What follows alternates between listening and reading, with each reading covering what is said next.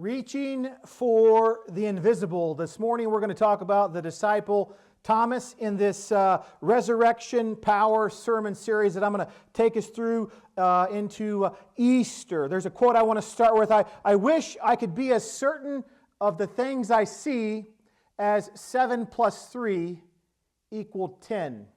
That's from Augustine. He lived about 1600 years ago. Martin Luther, D.L. Moody, Billy Graham, who you just watched, they all admit to wrestling with doubt about the Bible, about faith.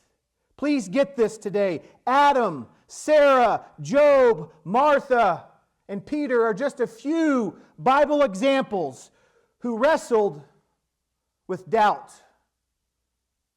How about you? The disciples were hiding in an upper room. We're kind of going to parachute into a story in John chapter 20. Afraid of the Jewish leaders, Jesus had been taken to the cross. He had been buried in a tomb. These disciples were consumed with fear. Their master and commander, he was dead. They had heard rumors about Jesus being alive. They wanted to believe it, but they too doubted. They were afraid and hiding. Then all of a sudden, Jesus walked through a wall. The disciples, they went from fear to faith. And then they had this conversation here with the disciple Thomas. He wasn't there. There was 10 disciples there. Thomas, the 11th, was not there. But listen to what is said here in John 20, 24 through 25. Now Thomas, one of the 12, called the twin, was not with them when Jesus came. So the other disciples told him, "We have seen the Lord." And when they say "we told him," the commentary says that it was over and over. We seen him, we seen him, we seen him. They were trying to convince him that they'd seen him. But he said to them, "Unless I see in his hands the mark of the nails, and place my finger into the marks of the nails, and place my hand into his side," Thomas said, "I will never believe." And most of you would not agree with what Thomas said here, like vocally. But what do you think about in here? Jesus being the judge of the heart. Like, how much belief do you actually have in here? I want to define doubt for you. Many believe doubt to be the opposite of faith. That is not the case. The opposite of faith is unbelief. Doubt comes from this root word that we call double. The word double. And it's a good illustration in James chapter 1. He who doubts is like a wave of the sea, blown and tossed by the wind. That man should not think he will receive anything from the Lord. He is a double-minded man, unstable in all he does. So here's some application. When you believe something to be true, you are in your right mind and you accept it to be true. Do you guys agree with that?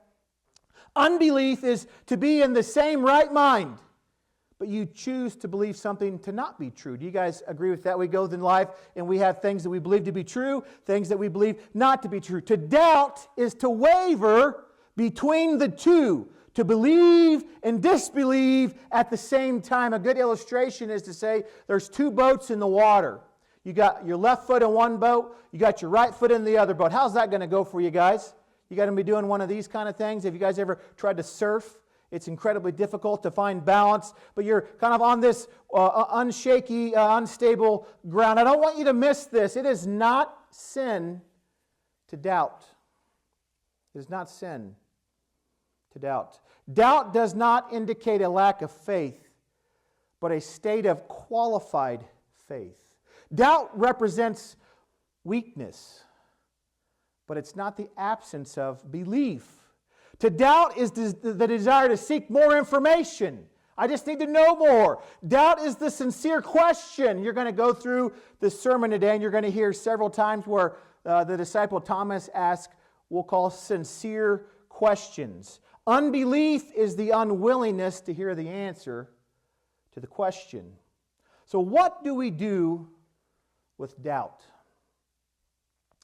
These chairs are empty with people who have doubt.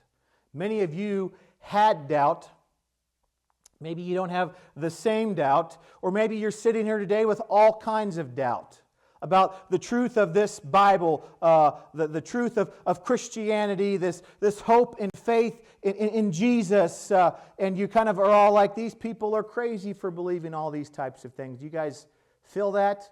Or do you hear that throughout society or in the lives of people? Doubt is the skeleton that's in the closet of faith. The best way to treat a skeleton is to bring it out into the light and then expose it for what it actually is. Have you guys ever done that with anything in your life?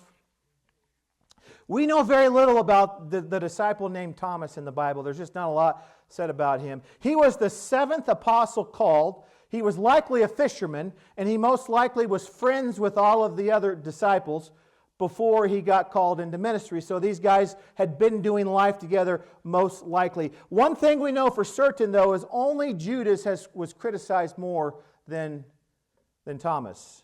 You see, Thomas tended to be a pessimistic, emotional individual. He was this Eeyore kind of guy, glass is half empty, who asked hard questions and demanded proof of things. You guys, does that relate to any of you guys? I call myself a dumb redneck. I just have simple belief.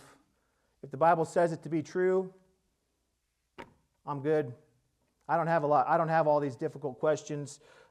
Perhaps I've seen enough glory and power of God in my life that I just no longer. I don't have hard questions. I've seen God do incredible things, and so I just believe. I have this really simple belief. But I want you to know something. You don't have to be what I call a dumb redneck. You can have hard questions. You can be wrestling with God in this. I don't want you to miss this. Are you willing to follow? But before you answer, you got to listen to the kind of follow that Thomas is talking about. The story in John 11, Martha, Mary, Lazarus, the funeral that Jesus went to. So he was sick, and Jesus gets this good news because he was friends with Martha, Mary, and Lazarus. In fact, Jesus said he loved Lazarus. He was good friends with Martha and Mary. He was close to their family. So Jesus got this news that Lazarus was really sick. He was not well at all. And this is what he said when he got this bad news. Yet when he heard that Lazarus was sick, he stayed where he was 2 more days. So he heard his friend was sick, and he said, I'm not going to go back immediately. Then he said to his disciples, let's go back to Judea. The disciples did not want to go back. You know why they didn't want to go back? Because this wilderness ministry they had been doing with Jesus, it was booming. Things were going good. And where they were just at, where this sick man is, the Jewish leaders wanted to kill Jesus. This is what it says in John 11:8. But Rabbi, they said, a short while ago the Jews tried to stone you. And you want to go back there? Jesus makes it clear to his disciples, I have a mission to return. And I'm not going to go stumbling around in the dark and show up secretively. I'm going to walk in there in broad daylight, and I'm going to give my friend Lazarus a wake-up call.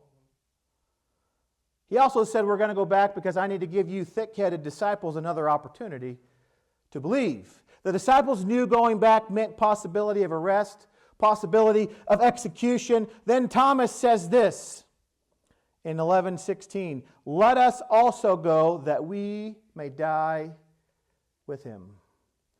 Now going back, are you willing to follow? Are you willing to follow? Thomas was convinced that Jesus was headed straight for a stoning.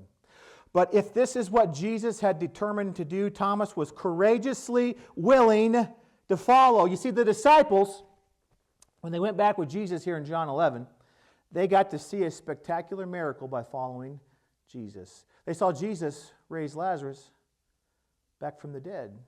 So in following Jesus represented fear, represented the opportunity for hardship and difficulty, but what did it also represent? The opportunity to see a miraculous event take place. And so when I say I have this simple kind of redneck faith, I feel like I get around these intellectuals and they have all these deep thoughts. I'm not a deep thought thinker guy, man. It's just basic for me, but perhaps, maybe, I'm kind of like just follow Jesus, and then I've seen these miraculous things along the way that you go, I've seen so much I can never not believe, and this is what I'm going to do with the rest of my life. Here's a question for you. Thomas loved Jesus enough to die for him. Do you have that kind of passion?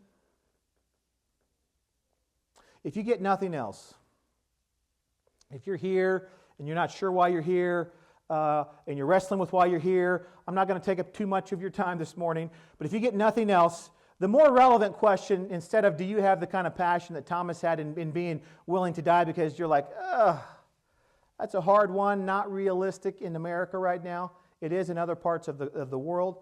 But here's the more relevant question. Are you willing to live for Him?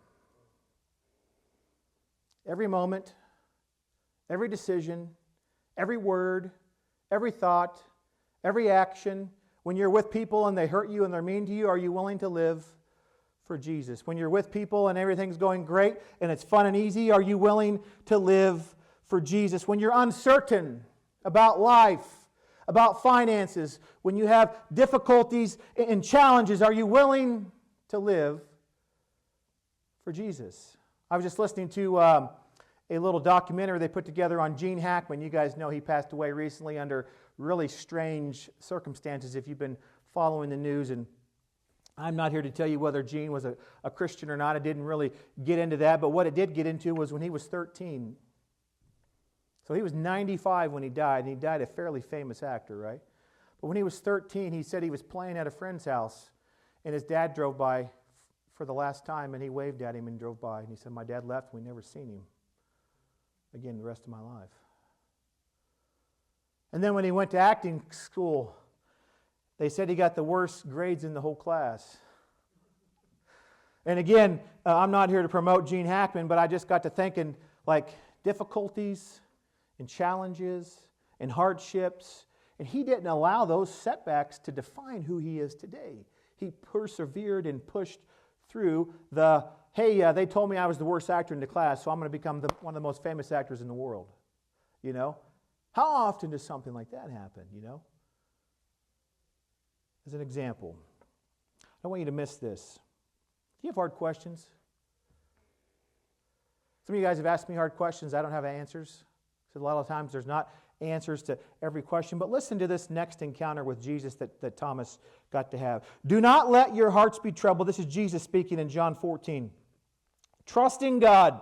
Trust also in me. So they were in this ministry with Jesus. Things were happening. A lot of a great opportunity was happening. Then all of a sudden Jesus shifts gears and talks about his imminent leaving. He's going to leave all of a sudden. He says, in my Father's house are many rooms. If it were not so, I would have told you. I'm going there to prepare a place for you. And if I go and prepare a place for you, I will come back and take you to be with me, that you may also be where I am. You know the way to the place where I am going. So these disciples had found Jesus' ministry in full swing. They had just witnessed the raising of Lazarus, the healing of the deaf, the healing of the blind, the feeding of the 5,000. Then all of a sudden, Jesus shifts gears and he says, I'm going to be leaving pretty soon.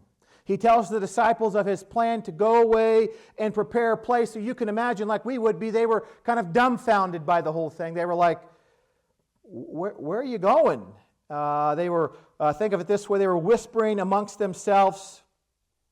What is he talking about? Because there was a lot of times where the disciples didn't actually know what Jesus was talking about. And finally Thomas spoke this and asked this hard question, Lord, we don't know where you're going, so how do we know the way? In essence, this is what Thomas was saying. Everything was going great. But now you're talking about leaving. Why in the world would you want to leave in the midst of all this success that we're having? Thomas is basically saying, Jesus, I'm confused. I love you. I have left everything to follow you, and now you're breaking my heart. Can you please tell me the way? Because he doesn't quite understand. Jesus did not rebuke him or make light of his confusion. Are you guys used to that? You ask a hard question, someone talks to you like you're dumb. Well, what I love about Jesus is he sees who we can become, not who we are. And he doesn't belittle Thomas in the midst of that because Thomas asked for clarification. Jesus gave him one of the most memorable responses in all of Scripture. He says, I am the way, the truth, and the life. No one comes to the Father except through me. Here's some application for you. A question implies a lack of understanding. It's actually a form of respect to bring a question to God. Jeremiah 29:13 says, you will find me when you seek me with all of your heart. So if you come here today with doubt, I would submit to you that it's rooted in, are you actually seeking Him with all of your heart? Are you asking Jesus genuine questions, or are you shelving things in your faith and saying, yeah, I just go to this church because it makes me feel better, or I'm not quite sure why I'm here, but like all the things that I hear this pastor guy talk about, that must be for him and other people, but it's not for me. I can tell you that's a lie from the pit of hell. The freedom that Jesus offers, the truth and the changed life that Jesus offers is incredible. And it's not just for me, it's for you as well. Please get this. Belief does not imply perfection. Belief does not imply perfection, but continual trust. And in small group, everything kept coming back to continual trust. Trust, obedience, trust. What's it going to take? What will it cause you to believe more? What's it going to take for you to move to the next step in your faith? More belief. I want you to listen to this encounter with Thomas. Unless I see the nail marks in his hands, and I put my finger where the nails were, and I put my hand into his side, I will not believe. None of you are going to say that that's you out loud, but God knows what your heart is. Perhaps you are where Thomas was at today. Remember, the other disciples, they did not believe until they seen either. In Luke's telling of this same account, Jesus appears to the disciples, and sensing their uneasiness, he asked them, why are you troubled, and why do doubts rise in your mind? You see, Jesus knew doubts that are unattended lead to the rise in unbelief. And I've found if you bring your questions to God, He has a miraculous and mysterious way of answering them. Maybe you'll just talk with somebody and they'll talk about it. Maybe the preacher will preach a sermon on Sunday related to it. Maybe you'll be listening to Christian radio. Maybe all of a sudden you land on some station drive to Springfield where Billy Graham's preaching a sermon, and all of a sudden your questions are answered. Have you guys had those kinds of things happen to you in your life? Yeah, mysterious kind of ways where God works in interesting and encouraging ways. You see, he knew the doubts that are unattended lead to this rise in unbelief. And so a week later, the disciples were in a house again, and Thomas was with them this time, though the doors were locked. So they were meeting a week after this encounter where they told Thomas that they had seen Jesus, and Thomas says, unless I see him and touch him, I will no longer believe. And so a week goes by. They're in this house together. Thomas was with them. The doors were locked. So anytime you read the Bible and it has little fun things like that, they're doing that to prove something. The doors were locked. Jesus came and stood among them. So basically, Jesus walked through walls. And then he stands among them. He says, peace be with you. Then he said to Thomas, put your finger here. See my hands. Reach out your hand and put it in my side. Stop doubting and believe. You got to think for a minute. Thomas was standing there going, how does this guy know that I demanded proof? How would Jesus know? Because he wasn't there when they told Thomas. And so Thomas is going, who is this guy? Like that he knows what I said when he wasn't even here. You got to think Thomas started to feel a little small and a little ashamed.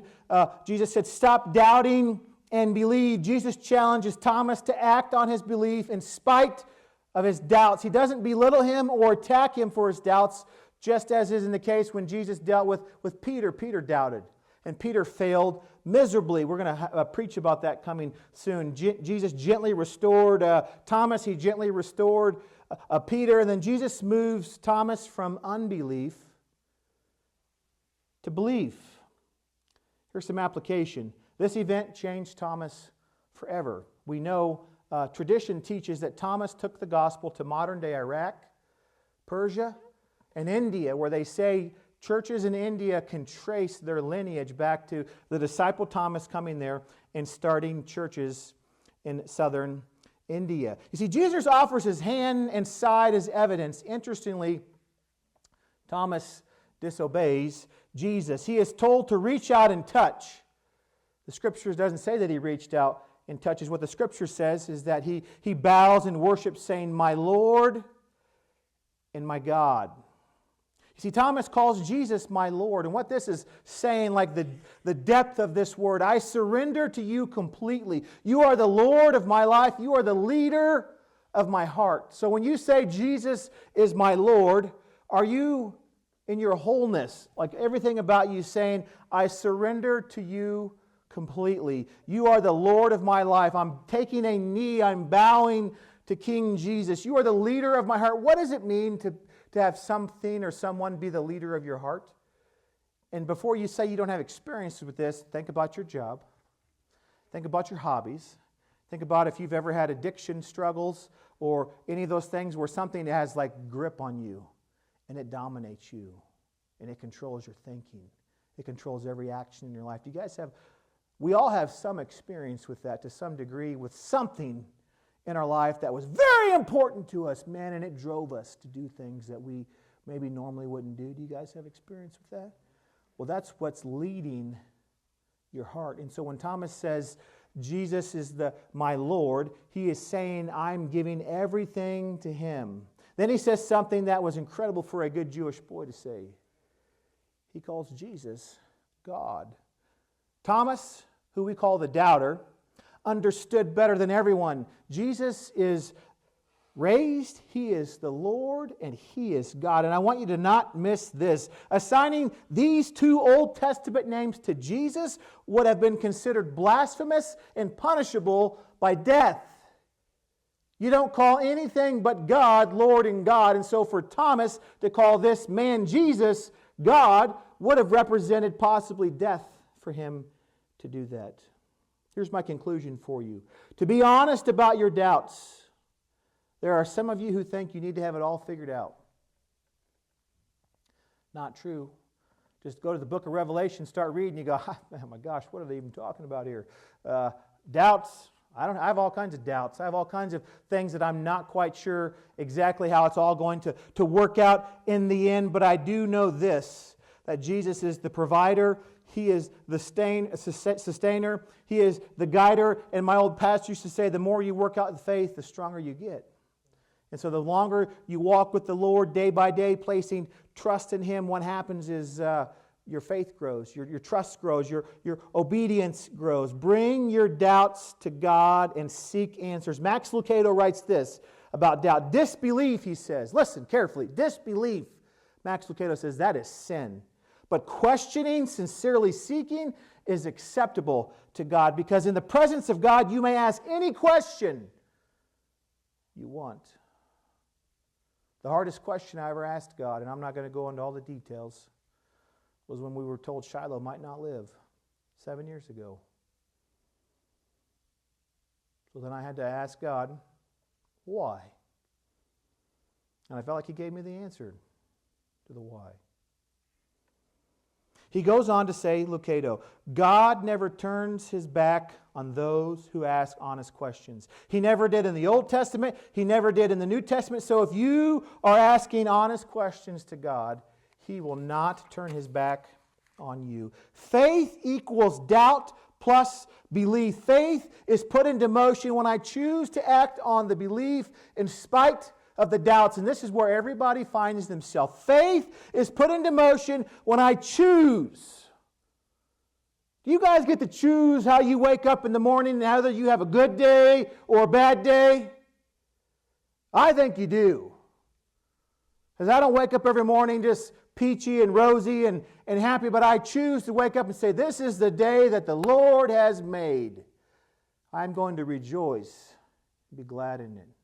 I'm going to find the goodness. I'm going to ask God for opportunity. I'm going to encourage those. Maybe you wake up in your house and it's not all exciting and peachy. Then you get to go around and say, how are you going to have a good day? Can I help you have a good day today? Can I serve you in some way?